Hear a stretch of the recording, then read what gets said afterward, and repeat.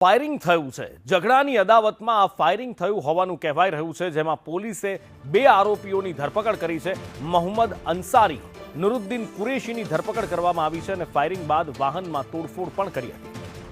વધુ માહિતી સાથે ફોનલાઈન પર સહયોગી સંવાદદાતા જિગ્નેશ પટેલ જોડાયા છે। જિગ્નેશ, ફાયરિંગ અમદાવાદમાં જાણે કે હવે સામાન્ય વાત થઈ ગઈ છે। હથિયાર માટે ખૂબ મોટું એક ઓપરેશન, એક મોટું અભિયાન ગેરકાયદેસર હથિયાર અથવા તો જે ખોટી રીતે લાયસન્સવાળા હથિયાર હતા એની ઉપર ચલાવવામાં આવ્યું, પણ તેમ છતાં આ ફાયરિંગનો સિલસિલો બંધ નથી થઈ રહ્યો।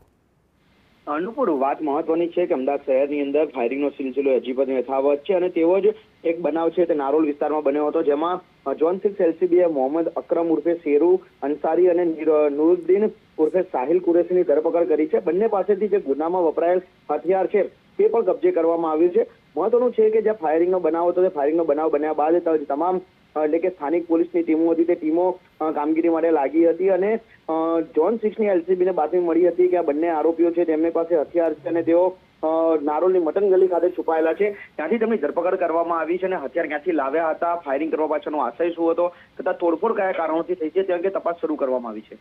જિગ્નેશ, માહિતી બદલ આભાર।